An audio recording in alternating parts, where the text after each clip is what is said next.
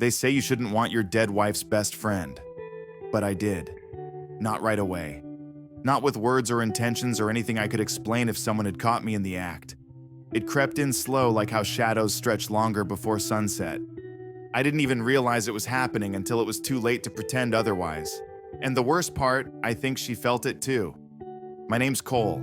I'm 26 and I've lived my entire life in a town small enough that people still wave to each other on back roads. Hawthorne, Kansas. Population stagnant.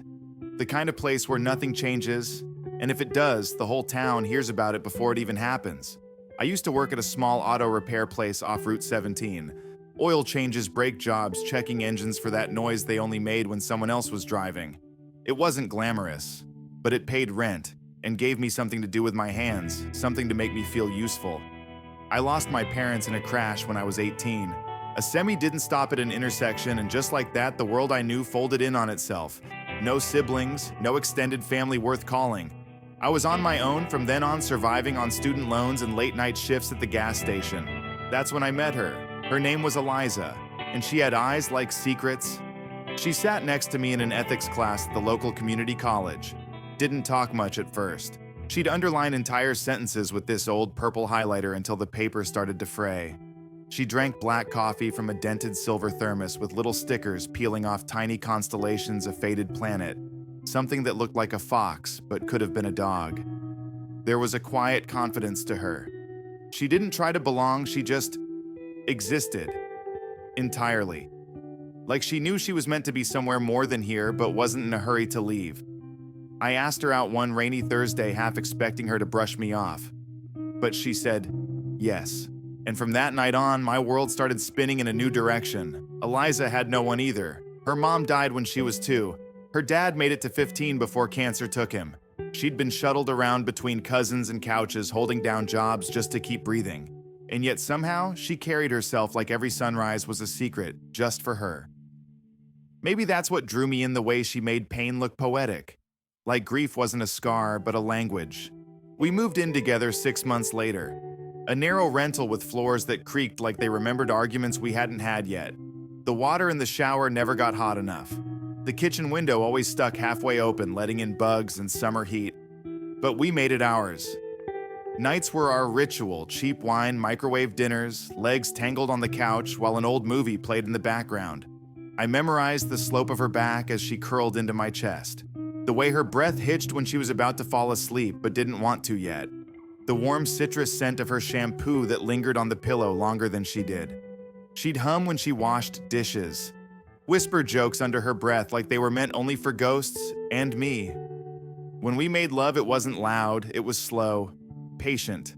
Like she was teaching my body how to speak a language I never thought I'd learn. She once told me, maybe love isn't about forever. Maybe it's about showing up fully while you can. And God, did she show up. We got married on a windy Saturday in October. Nothing fancy. I wore a jacket I borrowed from my boss. She wore a dress from a thrift shop that she'd stitched tighter at the waist with mismatched thread. It was crooked and beautiful, just like us. For a year, everything felt like possibility. We talked about future road trips, a dog named Bishop, maybe kids if we could afford them. She said she wanted to name our daughter Marin, said it was a name for girls who knew how to survive. Then things shifted. She started waking up tired. First it was little things: headaches, waves of nausea, dizzy spells she laughed off. I'd catch her zoning out, fingers trembling around a spoon, pretending she was fine. Until one night she collapsed on the bathroom floor, and that's when everything cracked. A week later, we sat in a cold exam room, my knee bouncing beside hers while a doctor used words like aggressive, late stage, and palliative. I nodded, pretended I understood, but the air felt too thick to breathe. She squeezed my hand the whole time, whispered, "Don't look so scared, Cole. We still have time," but she lied. Not out of cruelty, just hope. The worst kind. I dropped out of school, picked up every extra shift I could, fixed tires by day, ran deliveries by night. I was exhausted, but the kind of tired that makes you feel alive because it means you're still trying. We sold everything worth anything. My tools, her books, even the necklace her dad gave her before he died. She cried the day we pawned it. I told her I'd get it back someday. I meant it too. The hospital became our second home. Machines beeped like lullabies we couldn't escape. Some nights I'd climb into the narrow bed beside her and hold her through the IV tubes and wires. I memorized every hollow in her cheeks, the pale stretch of skin where color used to live. Her body became something fragile like porcelain left in the sun too long. But there were still sparks. The way her fingers would graze mine under the covers like she was still reaching for something only I could give. Her lips dry, cracked, but determined would find mine when the nurses weren't looking. Sometimes I'd feel her shiver against me, not from fever, but from want. That quiet ache to be touched not as a patient, but as a woman. Those were the moments that gutted me most, because they reminded me she was still in there, and I couldn't save her. The last month she stopped letting visitors in. Said she didn't want to be remembered like a ghost before the dying. Just me, just her. A mattress that smelled of bleach, a window that never opened enough. Our little world shrinking until all that was left were poems I read aloud and her silent tears in the dark. The morning she passed, it was like a whisper leaving the room. No gasps, no final words. Just stillness. I sat with her body for hours. The warmth faded slowly like a sunset refusing to end. I touched her face, kissed her knuckles, counted every freckle like they were constellations leading me back to a time when she was mine. They say grief feels like drowning, but it doesn't.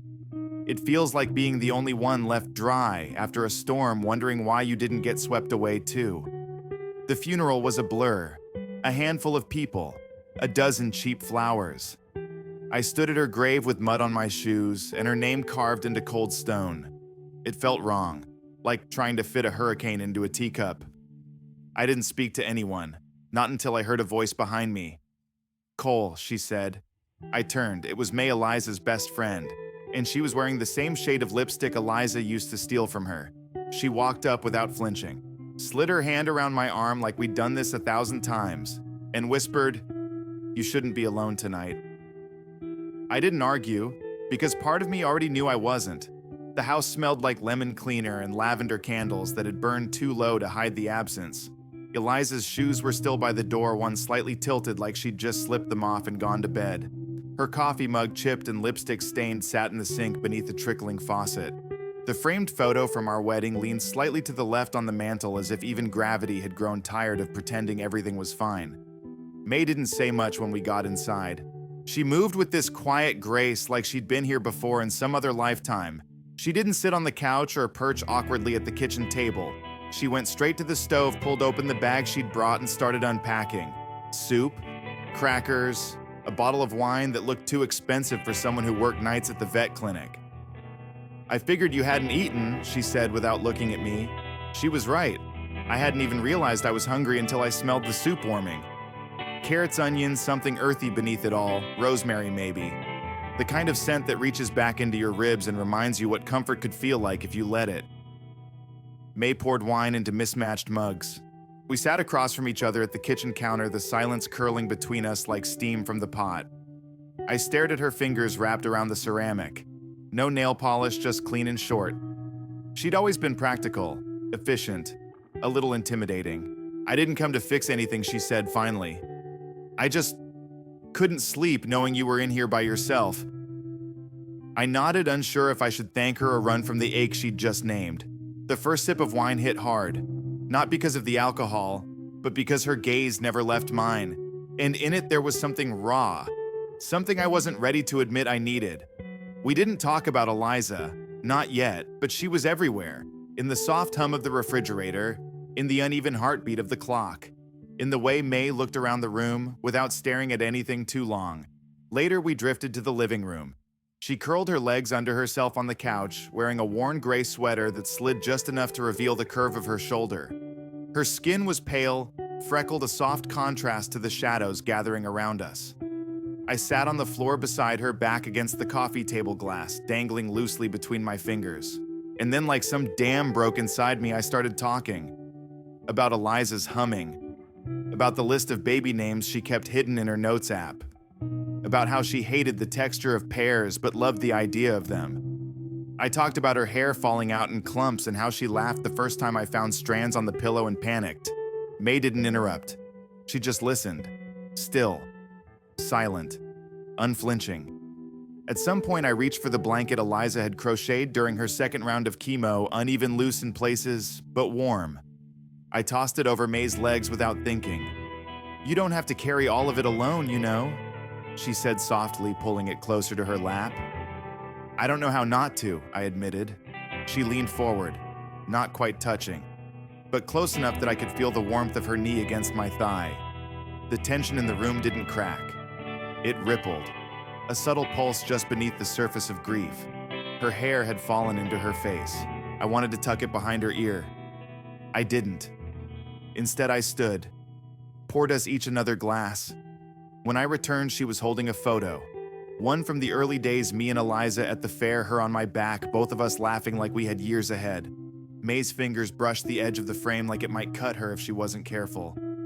"She loved you, Cole," she said. But she wasn't blind. She knew how heavy your love could get. I didn't know what that meant. Not really. But I heard the truth in her voice. Later, sometime after midnight, May stood and stretched. Her sweater lifted slightly, revealing a sliver of skin just above her waistline. My eyes flicked down, instinctual, immediate. She saw it, didn't flinch. Just held my gaze like she'd been waiting to feel that stare again for a very long time. "I'll go," she said, reaching for her bag. I wanted to stop her. I wanted to ask her to stay. But guilt is a language all its own, and my mouth didn't know how to say anything in it that wouldn't sound like betrayal. As she reached the door, she paused, turned slightly. "You're not cheating on her, Cole. You're still drowning. And I'm just standing on the shore." Then she left. The door clicked softly behind her, and for the first time in weeks, the silence didn't feel like a punishment. It felt like possibility. The next morning, I found a note on the porch, her handwriting quick and slanted. "I'm here, not waiting, just here."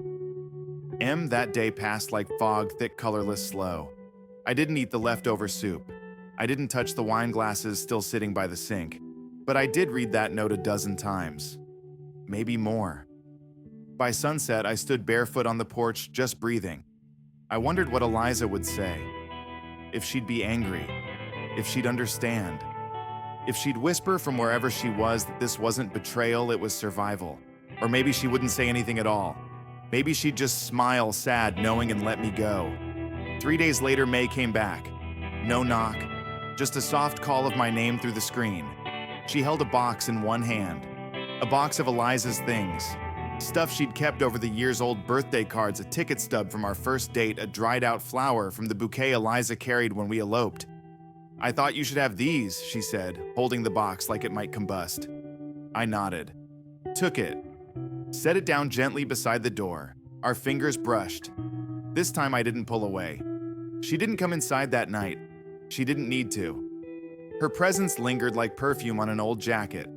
I sat with the box in my lap for hours, sorting through what once was. And somewhere between a faded Polaroid and a pressed daisy, I realized I didn't have to forget Eliza to keep living. I just had to stop waiting for her to come back. That night, I slept with the bedroom window open. The wind slipped in quietly, brushing the sheets like a lover's sigh. I didn't dream of Eliza, but I woke up missing her less.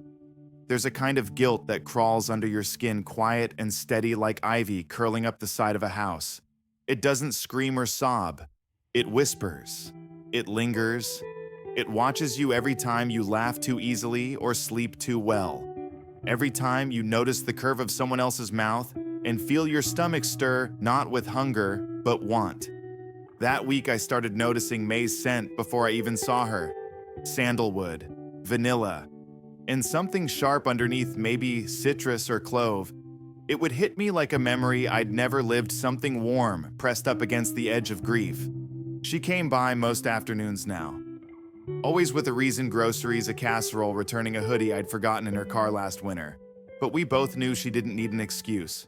We never said what it was we were doing. It wasn't dating. It wasn't mourning. It wasn't nothing. It was us. In the middle of something unnamed. One Tuesday, I found myself watching her more closely. How she tilted her head when she read the little groove that formed between her brows when she was concentrating. Her collarbone peeked through the loose neckline of her shirt, smooth and sharp and unbearably human. I hadn't noticed anyone's collarbone in over a year. That night I made dinner. Not microwave stuff. Real food. Chicken roasted in lemon and thyme, roasted potatoes, a salad I didn't even pretend to understand how to dress properly. She showed up in jeans and a dark green shirt that clung to her shoulders like it knew how lucky it was. "You cooked," she teased, raising a brow. "I tried," I muttered. "No promises." She smiled. Slow. Like it was the first time she'd let herself do it all day. Her laughter filled the kitchen like music that didn't need an audience. Over dinner, we talked about everything and nothing. A dog she used to have. A neighbor who still hadn't taken down their Christmas lights. I told her about a time Eliza and I tried to make risotto and ended up eating cereal on the floor. May laughed, then quieted. "It's okay to miss her," she said gently. "I do," I admitted. "Every day, but..." She looked up, waiting. But I didn't finish. After dinner, she helped with the dishes. The kitchen lights were low, soft amber, casting shadows across her face. Her hand brushed mine as we reached for the same towel. I didn't pull away. Instead, I turned to her. The air between us changed, thickened. My chest tightened. Her breath caught. I cupped her face, hesitant, unsure, but she didn't flinch. Her skin was warm, cheeks flushed from the wine, or maybe the way I was looking at her. Then she kissed me. It wasn't soft. It was slow but certain, like she'd been waiting for this and didn't want to rush it. Her lips pressed into mine with quiet hunger, like she needed to taste something real to remember she was alive. I backed her into the counter gently. My hand found her hip fingers curling into the fabric of her jeans. She gasped softly, almost a whisper, and her fingers slid into my hair, tugging just enough to send a shock down my spine. I froze, because it had been so long since I'd felt that kind of jolt, not sex, not lust, but something heavier, something alive, something that asked, "Are you still in there?" "I'm sorry," I said, breathless, pulling back. "Don't be," she whispered. "You didn't kiss a ghost coal. We didn't go further that night." But the seed had been planted. The next morning, I woke up with the taste of her still on my lips and the memory of her fingers on my chest like a secret tattoo. Days passed like that, careful, measured, charged. We walked together some evenings, not far, just around the block. Sometimes she'd loop her arm through mine. Sometimes our hands brushed and didn't move away. One Sunday morning, she came over in a sweatshirt that belonged to me. I knew it because Eliza had worn it once too. It felt wrong, and it felt okay. All at once. We sat on the porch drinking coffee, hers black, mine with too much creamer. A silence settled over us, not awkward, but expectant. "Do you think we're making a mistake?" I asked. May looked at me for a long time before answering. "I think grief rearranges your insides," she said slowly. "And sometimes someone touches you in the right place at the wrong time and everything hurts in a way that feels good." I swallowed hard. What if I'm still in love with her? Then let me be a place where that love doesn't have to disappear to make room for something new. We sat with that for a while. The next time she stayed over, we didn't sleep on opposite ends of the couch. We started with talking, lying on the floor, backs pressed into the rug, our fingers drawing lazy circles into the air between us. Then it was laughter. Then it was touch. Her hand found my chest. Mine slid to her waist. Her breath quickened. So did mine. We didn't rush. We undressed like it was an act of trust, not urgency. Her skin was soft, freckled along the ribs, hips, wide and strong thighs that trembled slightly as I kissed down them like a map I never thought I'd explore again. And when she finally pulled me toward her, whispered my name like a question and a benediction all at once, I didn't feel guilt. I felt home. Afterwards, she lay with her head on my shoulder, tracing patterns across my stomach. Her fingers stopped where the scar began, a small one from when Eliza and I had tried to build a bookshelf, and I slipped with a screwdriver. She didn't ask. She just kissed it. As if to say, I see it, and I'm not afraid of the story behind it. That night I dreamed of Eliza. Not the sick version, not the fading one. She was standing in the old backyard barefoot in the grass holding a cup of coffee. She smiled at me, and then she turned and walked away. In the dream, I didn't chase her. I just stood there letting her go. I woke up before sunrise. May's leg was draped over mine, bare skin, warm and real and soft like early summer. Her breath rose and fell in quiet waves against my shoulder. Her hair fanned across the pillow a tangle of brown and gold that caught the soft blue light pouring through the curtain. It wasn't a dream, not this time. And yet, I laid there frozen, not from fear, but from the weight of everything I still carried. Eliza was still with me. Not as a ghost, not as a whisper, but like the scent of her shampoo still lingering in the closet, or the way I always reached for 2 coffee mugs out of habit. But May wasn't asking me to forget. She was asking me to keep living. Later that morning, we made breakfast together. Pancakes, burned a few, laughed at the mess. She wore one of my t-shirts oversized and falling off one shoulder, revealing the delicate slope of her collarbone, and the tiny mole just beneath it I hadn't noticed before. There was something tender in watching her move around the kitchen like she belonged. She didn't tiptoe. She didn't ask permission. She reached for the spatula, stole bacon off the pan, danced a little to the song, playing low from the speaker on the counter. I'd almost forgotten what mornings like this could feel like, casual, chaotic, intimate without effort. Not just survival, but something more. Later, we sat on the floor, leaning against the cabinet's feet tangled. I looked at her. Really looked. And it hit me not all at once, but like a slow building tide, I was falling for her. Not because she was warm or because she stayed, but because she didn't try to fill the hole Eliza left behind. She just made space beside it, let it be. That week, she left her toothbrush in the bathroom drawer. She didn't say anything, just placed it there quietly between the razor and the old bottle of aftershave I hadn't touched in months. And somehow, that tiny gesture felt bigger than any speech. That weekend, we cleaned out the guest room, a room I hadn't stepped into since Eliza died. I held the door handle for too long. May didn't push. She waited. Inside were the things I'd hidden from myself, boxes of Eliza's scarves, an old typewriter she never used but couldn't part with, a pile of notebooks filled with lists and recipes, and pieces of poems she never finished. I sat on the floor and opened one at random. Page after page of her handwriting looping and rushed and raw. May knelt beside me, gently placed her hand on my back. "You don't have to get rid of anything," she said, "but maybe you could choose what to carry and what to let rest." We went through it together. Some things I kept: the notebook, the green scarf that still smelled like her, a book she'd dog-eared so thoroughly it barely closed. Some things I let go: a broken mug, the dress from our wedding folded and faded, a drawer of cards we never sent. May didn't touch anything without asking. She didn't offer commentary, just presence. Quiet, grounded, steady. That night we lay on the couch, not touching at first, just breathing together in the dark. "You okay?" she asked eventually. "I think so," I said. "For the first time in a while, I don't feel like I'm drowning." She exhaled soft and slow. "That's all I want for you." I turned toward her, brushed a strand of hair from her face. "And what do you want for you, May?" She smiled. "I want to be where I'm seen. You are," I whispered. We kissed again. Not like before, not hurried, not hesitant. This time it was deep, deliberate. Her hands found the back of my neck, her body pressing into mine with a quiet hunger that said, "I'm here. I choose this. I choose you." We didn't undress all at once. It was slower. Her shirt lifted gradually, revealing the soft curve of her stomach. I kissed the space beneath her ribs, felt her inhale sharply, her fingers gripping my shoulders. Her skin tasted like salt and warmth, and something only she could carry. I traced her spine, slow and reverent, like each vertebra was a note in a song only she knew the lyrics to. Her thighs wrapped around me like an invitation.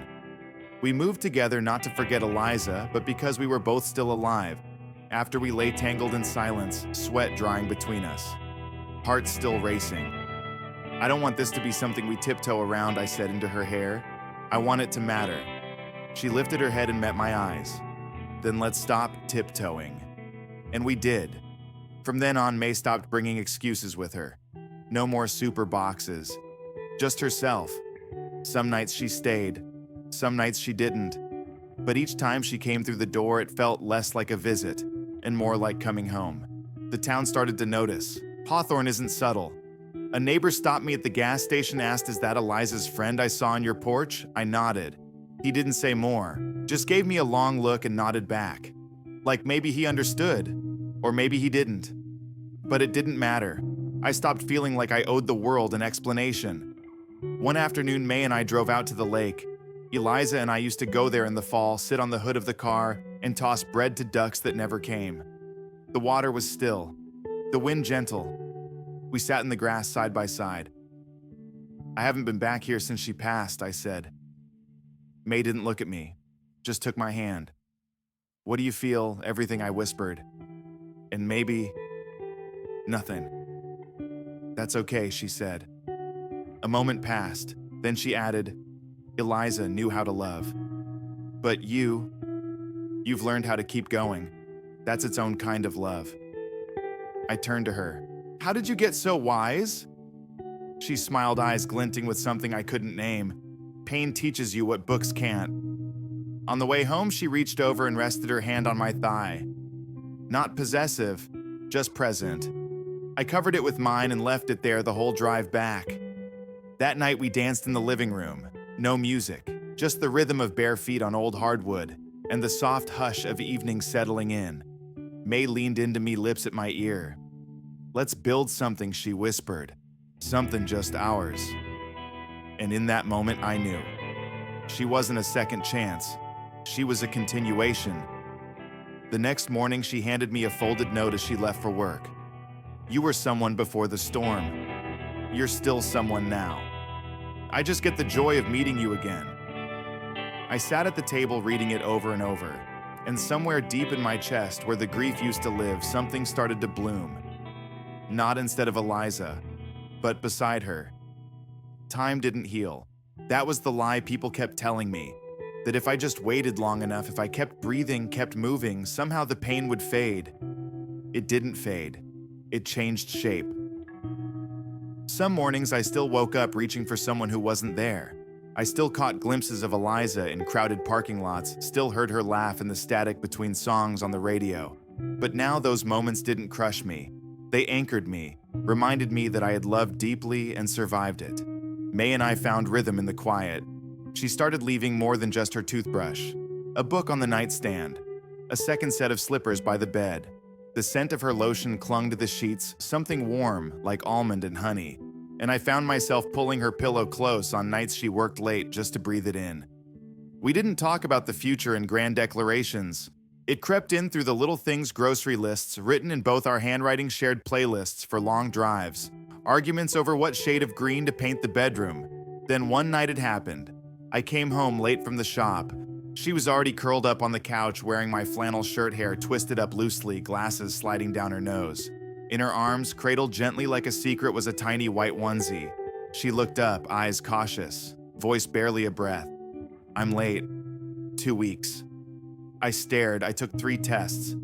She said, still not moving. They all said the same thing. I crossed the room slowly as if the moment might shatter if I stepped too loud. Sat beside her.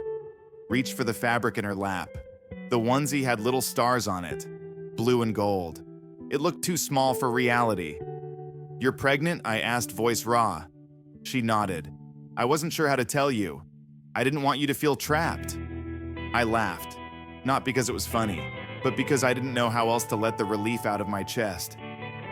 "I don't feel trapped," I said. "I feel something I haven't felt in a long time." She tilted her head. What hope? We didn't celebrate that night. We just sat there, arms wrapped around each other, breathing together like we had when it all began. Weeks passed in soft spirals. May's belly grew slowly. We painted the nursery soft sage green, Eliza's favorite color. Not as a tribute, not as a ghost, just because it felt right. One night as May lay on her side in bed, my hand resting over the small swell of her stomach, she asked, "Have you thought about names?" I hesitated. I had a list once. Eliza kept it in her phone, but I never saw it. May reached for my hand. "Let's make our own." We did. We named him August. He came into the world on a warm, stormy morning in early spring. The delivery was long and terrifying and messy in all the ways birth is supposed to be. But when I held him, tiny fists, curled dark eyes, blinking slowly, I felt something shift deep inside me. Not an ending, not even a new beginning, but a blending, a continuation of every version of myself I'd been: son lover, widower, survivor, and now father. We brought him home wrapped in the same blanket Eliza once crocheted. The edges were frayed, a little uneven, but it was still warm. May and I didn't rush into marriage. She never asked, never hinted.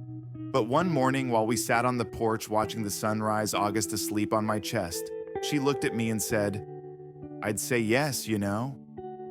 To what I teased, "To anything you ask me with your whole heart." So I asked, with everything I had left.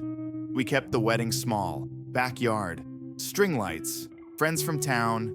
May wore a pale blue dress. I wore my dad's watch. And beside the vows, we kept a frame on a small table, a photo of Eliza in the autumn sun laughing wild and beautiful. After the ceremony, May placed her bouquet next to it. Not out of obligation, but out of love. She never tried to erase Eliza. She made space for her. That's how I knew I'd made the right choice. We moved out of the old house not long after.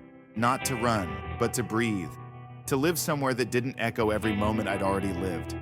The new place is small with creaky stairs and a crooked fence. August is starting to crawl now, always toward the light. May reads to him at night, voice soft and steady, while I sit beside them and listen like the boy I used to be. Sometimes I still miss Eliza. Sometimes I still talk to her.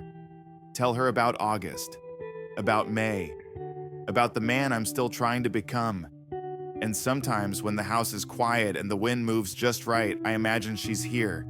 Not sad, not bitter, just watching, smiling, at peace. Loving May doesn't take anything from the love I had before. If anything, it adds to it. It proves that hearts don't break and die.